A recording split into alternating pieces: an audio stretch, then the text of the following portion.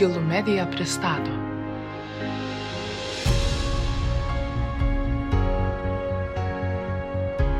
Marijos Alseikaitės Gimbutienės Senoji Europa.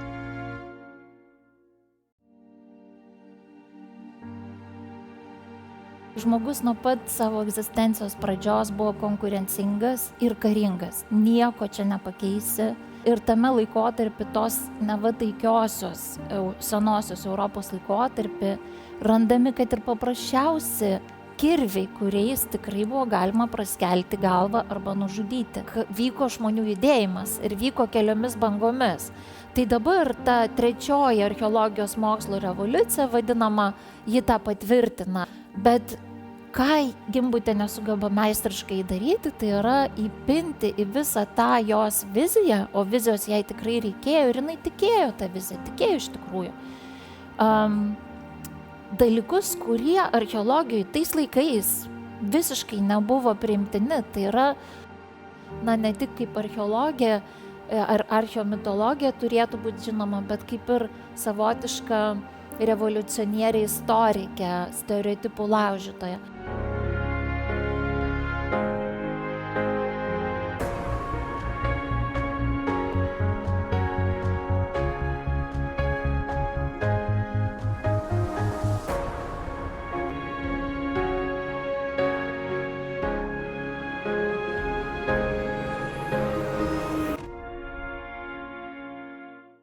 Jeigu mes kalbėsim apie Gimbutienės reikšmę archeologijoje, jeigu jau paliekam senosios Europos tą jos hipotezę, tai irgi aš ne pirma dabar pasakysiu, manau, kiekvienas pašnekovas, kuris su jumis bendravo, pasakė tą patį, tai yra, grįžimas jos kaip ir renesansas dėl indoeuropiečių judėjimo, dėl tų judėjimų žmonių iš stepių regiono, kurganų vadinamų judėjimo link vidurio ir šiaurės Europos ir dėl tų visų perversmų.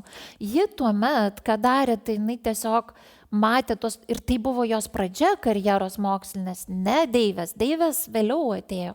Pradžioj ji tiesiog ir, tarkim, kaip pati sako, man nebereikia jau slėptis kampe konferencijoje, mane jau pamatė viskas, aš jau esu žinoma, tai būtent su indoeuropeistika, su pranešimu, kuriame ji konstatavo, jog vyko žmonių judėjimas ir vyko keliomis bangomis. Tai dabar ta trečioji archeologijos mokslo revoliucija vadinama, ji tą patvirtina genealoginiais tyrinėjimais, stroncijaus izotopų. Dabar yra tikrai tų metodų, kurie leidžia atsekti tas migracijas ir iš tiesų ta jos teorija stebėtinai pasitvirtina. Tai štai čia ji tikrai buvo tokia vizionierė archeologijos moksle. Nepaisant visko, jos tiesa, kurią jį tikėjo esant tokia, buvo atskleista taip, kaip jį ją matė. Panašu, kad tada kad žmogui turbūt yra lengviau tikėti ne faktais, kurie galėtų įtikinti, bet ta tiesa, kurią žmogus labai įtikinamai skleidžia prieš mus. Iš čia atsiranda visi lyderiai, revoliucijų vadai, pranašai ir taip toliau įtikinti tuo, kad reikia daryti tik šitaip ir kad tiesa yra tokia. Tas radioanglies C14 datavimas, AMS datos irgi tais laikais dar nebuvo naudojamos, tai buvo tarsi ir naujovė ir pati Marija Gimbutienė sugebėdavo rasti finansavimo šaltinių, kad galėtų tiek pati vykti ir kasinėti, tiek dar ir moksliškai, laboratoriškai ištirti tam tikrus dalykus. Dabar datavimas keičiasi jau, bet tais laikais tai buvo iš tiesų tokia didelė naujovė ir proveržis ir ji kaip moteris tą tikrai sugebėjo padaryti. Jos kontekste ji iš tiesų buvo, viena, nežinau, gal kokios 3-4 dar archeologijos moteris Jungtinėse Amerikos valstijose buvo tokios tyrinėtojos žinomos, bet ne viena jų tiek nebuvo pasiekus, kiek pati Gimbutienė ir taikant ir tuos tiksliuosius metodus archeologinėje medžiagoje. Ir dabartiniu metu, kai aš stebiu archeologijos mokslo tendencijas ir jos yra labai, jos tiesiog vėjo greitumu lekia į priekį, archeologija tampa tokia tarsi gamtos mokslo sritimi. Ir tarkim, jau aš net nebeįsivaizduoju, kad būtų galima teikti kokį mokslinį projektą finansavimui be tarpdalykiškumo, be tam tikrų laboratorinių metodų. Tai yra tai, ką mums humanitarams galbūt net ir sunku suvokti, ar ne?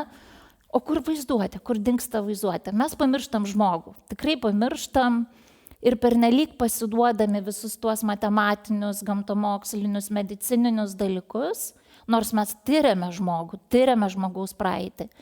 Bet tai, kas rašoma, tampa tokiais medicininiais straipsniais, kurie yra labai įdomus ir labai svarbus, bet nėra sintezių. Tai jeigu kalbėti iš tos, daugiau archeologinės, kritinės pusės, ar ne? Kodėl aš sakau kritinės, nes gal tiesiog, kai aš nuvykau pati studijuoti į Vokietiją, Heidelbergo universitetą, aš pati asmeniškai buvau tarsi Gimbutienės tokio, šydo apgaubta, mitas čia Gimbutienė, žodžiu, Gimbutas, kaip sako, visur pasaulyje, Marija Gimbutas. Ir tikrai tas toks pasididžiavimas buvo, kol aš nepatekau į seminarą apie antropomorfinę plastiką. Būtent senosios Europos, tas seminaras skirtas Gimbutienės, ne tik jos teorijom, bet apskritai išanalizuoti tos tūkstančius figūrėlių skirtingose Europos regionuose. Ir kai aš pradėjau kalbėti apie Gottes, tarkim, Gottesmutter vokiškai ir pradėjau eiti tą linkme, tai iš tiesų sulaukiau gana griežtos kritikos ir tarsi buvau taip, šoko būsenoj. Tai ką aš išmokau, ar ne, ką sužinojau to seminaro metu ir vėliau dirbdama su ta medžiaga, jog iš tiesų tai, ką kūrė Gimbutienė, tai buvo pirma, jos toks, tarkim, ir emocinis susižavėjimas tuo, ką ji pati rado tam tikrose gyvenvietėse. Iš tiesų, normalus reiškinys, jog to akmens amžiaus laikotarpį, bet beje ir vėliau, buvo lipdomos dažniausiai iš molio, kartais iš kaulo žmogaus figūrėlės. Ir jai pasirodė, kadangi moters atvaizdas pakankamai dažnas, jog tai yra būtent moteris, ar ne? Kuri yra susieta su visom vertybėm, su žeme, su žemdirbystė, su šeima, kas archeologiškai yra tikslu, iš tikrųjų, jos tyrinėjimų laikotarpiu ir būdavo tos didelės labai gyvenvietės su ne viena šeima gyvenančia tose gyvenvietėse, daugiasluoksnės, ten vos ne 1000 metų gali būti egzistavusios, ar ne, tai iš tikrųjų moters vaidmuo ir buvo svarbus ir nieks neneigia to, bet jinai tiesiog radusi vieną, kitą, trečią, ketvirtą figūrėlę, tiksliai neįvertinus jos formos, iškart priskyrė prie moteriškos lyties, ar ne? Detaliau, kai mokslininkai pradėjo jau detaliau analizuoti ir dar nauji atradimai atkeliavo, ar ne? Buvo iškasinėta dar ir daugiau gyvenviečių, pasirodė, jog identifikuoti iš tiesų nėra taip paprasta, kaip atrodo. Kas yra moters požymiai, tai mes beje žinom, ar ne, kad tai dažniausiai yra platūs sėdmenys ir krūtis, vulva taip pat, aiškiai. Bet labai dažnai viso to net ir nesimato. Taigi beveik pusė medžiagos atkrenta. Tai išeina taip, kad tų moterų nėra tiek daug iš tikrųjų ir kad labai didelė dalis medžiagos yra ir belytės figūros. Taip pat ir vyrai irgi. Nors pati Gimbutienė ir apie dievus kalbėjo, ir apie vyrus kalbėjo, bet ji tiesiog matė dominantę būtent moters kūne ir moters vaidmenį apskritai to laiko visuomenėje. Tai reikia, manau, tą balansą išlaikyti ir tai apie tą moterį deivę arba deivę motiną, kaip ji pati kalbėjo, nors pati pirmoji jos knyga buvo vyrai dievai ir moteris deivės, paskui jie apvertė tą visą. Vadinasi, pati dvejojo, jautė, kad taip gali būti kažkas gal netikslu. Tai vat šitas jos, tas kūrinys senosios Europos deivės motinos garbinimas yra iš dalies ir tikrai toks, sakykime, nepatikimas, ar ne?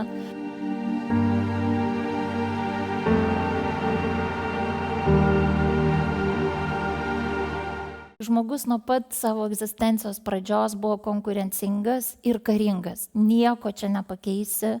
Aš aišku, ne genealogija, bet taip yra. Ir iš tiesų ir tame laikotarpį tos nevataikiosios senosios Europos laikotarpį randami, kad ir paprasčiausi kirviai, kuriais tikrai buvo galima praskelti galvą arba nužudyti, arba net nukirsti galvą. Tiesa, akmeniniai kirviai, titnaginiai, tai yra iš tiesų patys tikriausi ginklai. Buožės akmeninės. Be to yra ir radinių gyvenvietėse, kur, pavyzdžiui, netgi antropomorfinės figūrėlės vaizduojančios tokius belyčius žmogystas, tokia čia Serbijoje rasta gyvenvietė, jinai gal kiek vėlesnė, šiek tiek jau metalui atsirandant, bet jie visi neša kirvius rankose iškėlę. Tai yra iš tikrųjų, Herksheim, pavyzdžiui, Vokietijoje labai žymi akmens amžiaus vietovė, kur Masaka yra, iki šiol jie dabar tyrinėja tuos palaikus žmonių ir bando nustatyti, kokiais būdais tie žmonės buvo sukapoti ir kam ir kodėl. Ir tai ne vienas, ne du kokie palaikai, ne vienas, ne du individai, bet šimtai jų. Tai yra Marijos Gimbutienės senosios Europos areale tokie dalykai. Taip kad, iš tiesų, tai yra tam tikras epas, kurį jis sukūrė.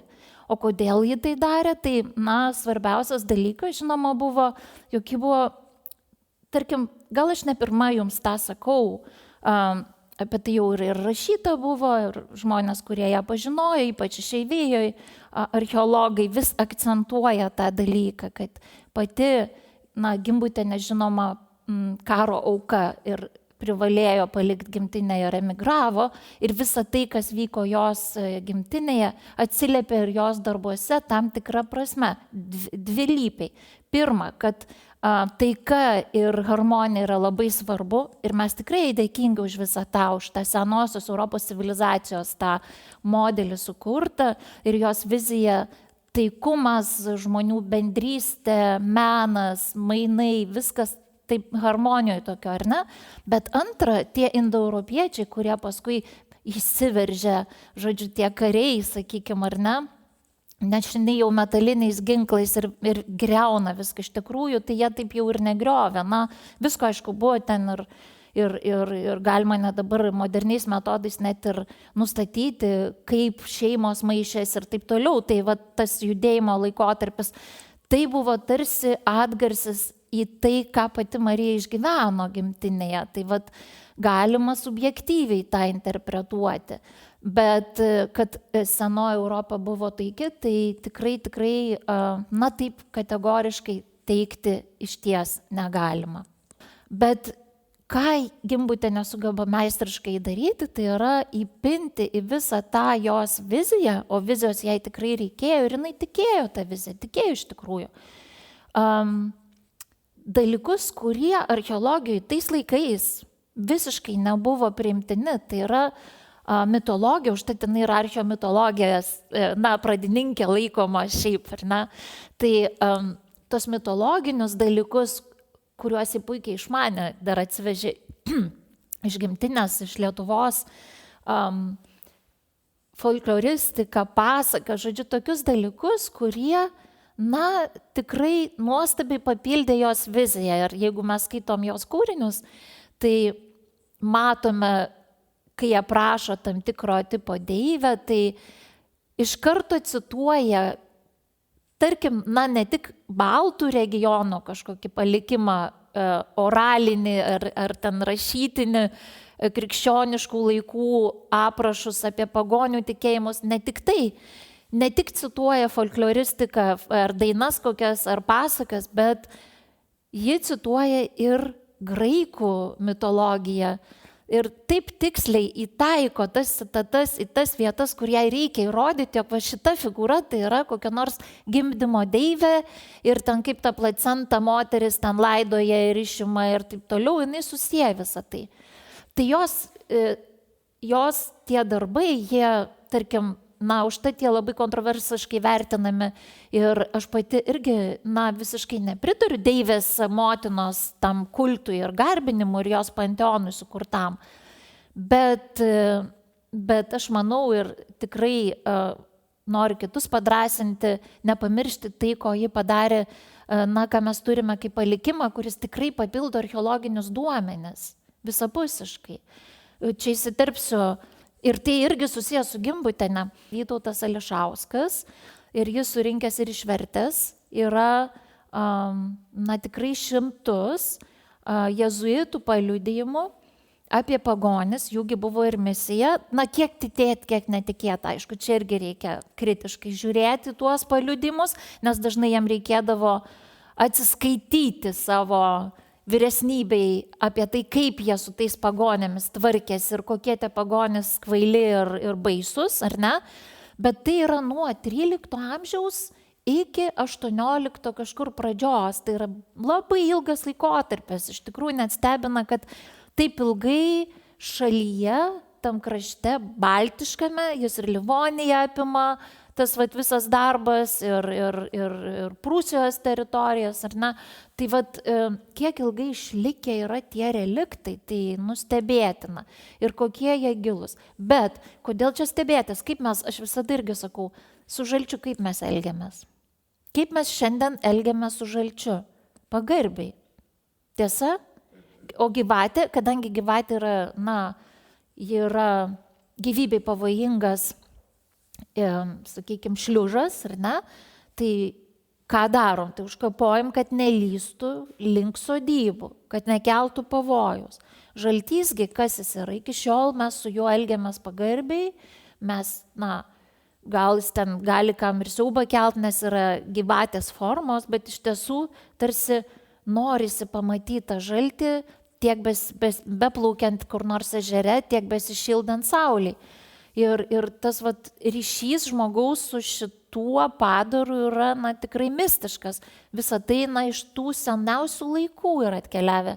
Ir net keistas, kai skaitau tuos dalykus. Bet čia naujausias darbas yra Vytauto Ališausko, žinoma, Norberto Vėliaus ir Peresnevičiaus darbai taip pat labai didelę reikšmę turi. Bet aš tiesiog šitą visą perskaičiau, paliekus truputėlį nuo šalia ankstesnius darbus. Tai dabar viena mano doktorantė rašo disertaciją apie paukščių osteologinę medžiagą Lietuvoje. Tai yra, ji tiesiog nagrinėja paukščių kaulus iš tam tikrų archeologinių objektų.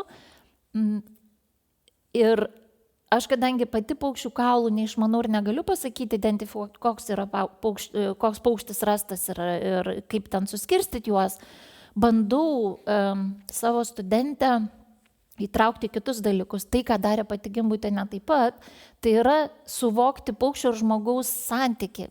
Kokią reikšmę paukštis galėjo turėti žmogui, ne tik kaip mitybos kažkoks šaltinis, kaip maisto produktas, ar ne, bet ir apskritai, kokį vaidmenį paukštis vaidino apskritai ritualuose, ar ne, kokius mes paukščių atvaizdus randame archeologinėje medžiagoje ir vėlesniais laikais.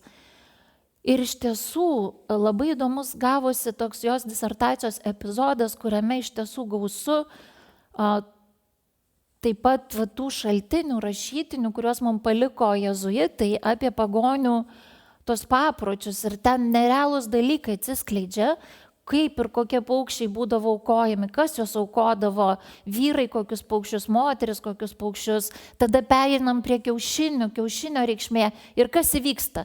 Aš kažkam ten besiruošdama atsiverčiu vėl Gimbutienės knygą, skaitau ir aš perskaitau apie kiaušinį tą patį, rašo, ką mes su doktorante kartu, prie ko priėjom, prie Velykų kiaušinio reikšmės, iš kur atėjo margučio dažymas, ką tai gali reikšti. Tai visą tai jau Gimbutienė yra minėjusi. Tai štai yra tas toksai, tikrai tokia simbiozė tarp tokio, mokslinio pagrindo, tam tikros dalies archeologinės medžiagos ir gebėjimo derinti, jungiant gebėjimo vystyti idėją, apjungiant ir kitus papildomus šaltinius, kurie iš tiesų yra labai svarbus.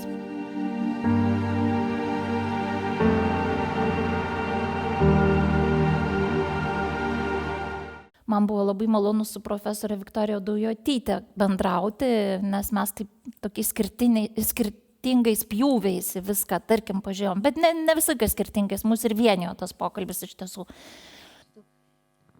Gimbutienė yra taip pasakius vienam laiške ir nors imk ir užrašyk kur nors tą mintį. Man patiko gimdyti.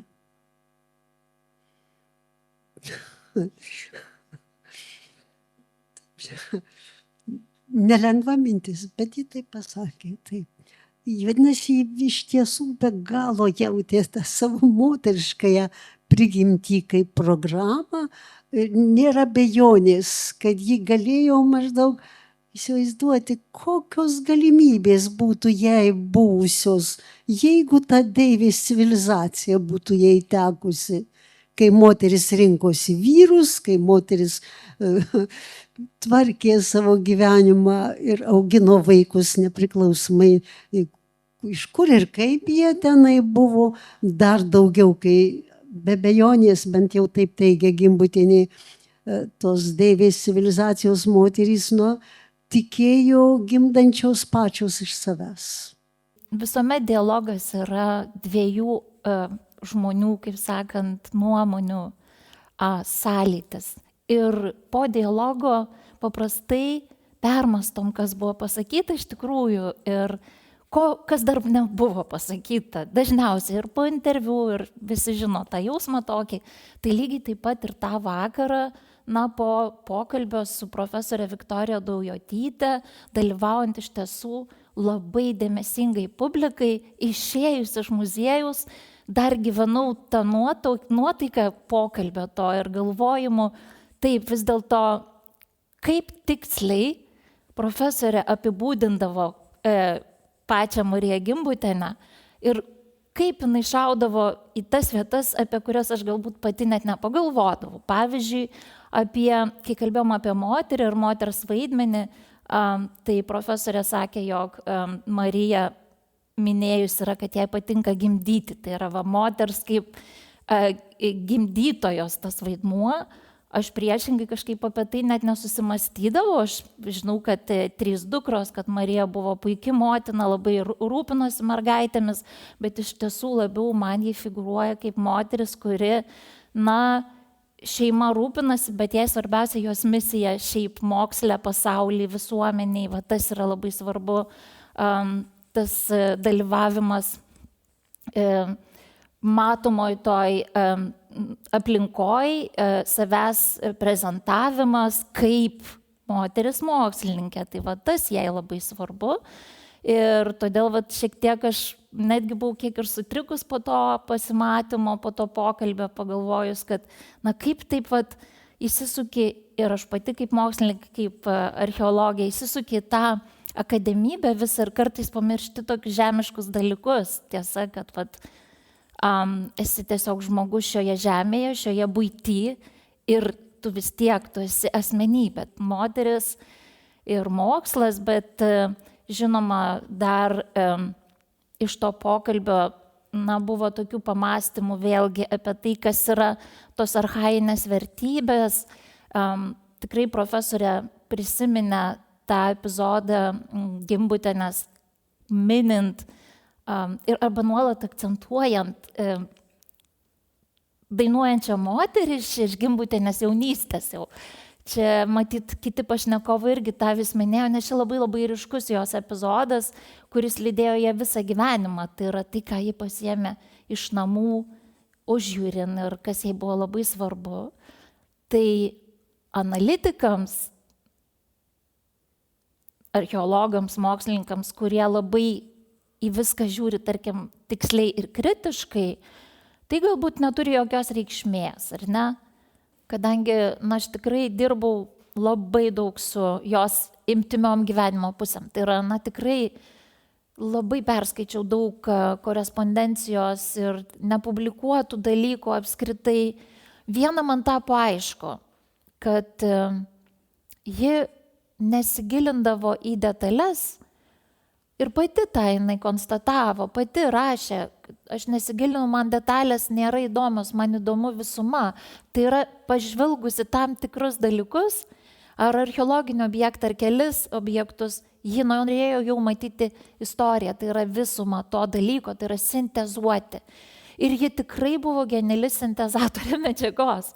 Dabar mes pasigendam sintezių archeologijos moksle. Tai yra tokių, skaitomų ir suprantamų visiems apibendrinančių knygų apie praeityje vykusius procesus. Tai ji tą darė puikiai. Jos mokiniai pastebėjo, ir aš džiaugiuosi, nes aš kelis jų asmeniškai pažįstu, kurie studijavo pas Gimbutienę Kalifornijoje. Ir čia Vilniuje, kai buvo 21 metai jos jubiliejiniai 2 dienų konferencija vyko, yra įrašai YouTube'ai, manau, kad galima susirasti. Jos mokiniai irgi dalyvavo, kalbėjo, pasakojo, sakydavo, kad Gimbutienė užtekdavo tik užmesti akį dažnai į santraukas straipsnių ir ji iškart pasidarydavo išvadas. Nelysdavo, jinai neanalizuodavo, neskaitydavo tų straipsnių pernelik įdėmiai, bet jai užtekdavo pačios idėjos, kad jis suprastų gerai, tai jeigu šičia yra taip, tai vadinasi galima iš to padaryti išvadas ir judėti pirmyn. Tai tas tikrai ji buvo nenurimstanti procesų apibendrintoje su tam tikra idėja ir žengia į tuos procesus užtikrintai, ne tai, kad aš turiu šitą idėją, bet o galgi vis dėlto tai yra ne taip. Tai ne, čia netinka Gimbutienei. Tai yra taip. Yra taip ir niekas to nenuneigs. Tai susijęs su tuo, ką prieš tai dabar sakiau, vaizduotė. Tai kad mokslas, mano manimu, be vaizduotės, jis yra neįmanomas. Visiškai neįmanomas. Išdrįskite vaizduoti kažką, turėti fantaziją ir dirbti lydint tiems vaizdiniams, nes tai yra labai labai svarbu. Ir Gimbutienė tą puikiai darė. Tai tiesiog norisi visą laiką, kalbant apie Mariją Gimbutienę ir apie jos seną Europą, tiesiog norisi palinkėti, kad taip ir būtų. Iš tiesų, kaip banaliai tai beskambėtų, ji ir pati savo knygoje lietuvių kalba yra rašęs, ta senoji Europa, kur turim dabar nuostabų antrąjį leidimą, kad Europa yra trapi ir mums reikia ją saugoti. Ir ypač šiais laikais tai yra, kai mes matom, kas globaliai vyksta, iš tiesų galbūt pagalvoti, kad mes esam žmonės ir kad mes turim savas tas žmogiškasias vertybės ir mes esam civilizuoti žmonės. Ir tiesiog tai, ką pati Gimbutienė kūrė savo darbuose, labai gerai būtų, kad tas pereitų į šią dieną, iš tiesų, kad mes nepamirštumėm to. Kita vertus irgi galvojant apie jos drąsą keisti istoriją, nes ji sumastė, kad iki visų seniausių civilizacijų, apie Četelhujūką ji žinoma žinojo, tai čia ir buvo įkvėpta ne Četelhujūko, to iki keraminio neolito, tarkim, tada tuo metu buvo seniausias toks objektas žinomas galbūt pasaulyje, ar ne? Bet ji išdrįso tiesiog sukurti atskirą civilizaciją iki civilizacijų dar. Tai tas toks istorijos modeliavimas labai drąsus buvo, todėl ji, ne tik kaip archeologija, ar archeomitologija turėtų būti žinoma, bet kaip ir savotiška revoliucionierė istorikė, stereotipų laužytoja. Tai aš tiesiog pati būdama mokslininkė moteris, ar ne, galvoju, kad reikia mąstyti apie tas vertybės ir pasitikėti savim. Tiesiog, kad viskas yra mūsų rankose. Ir matyti vizijas ir kryptingai link tų vizijų eiti, tiesiog vertinant tai, ką mes turime ir išlaikant seniausias tas archetipiškas vertybės. Tai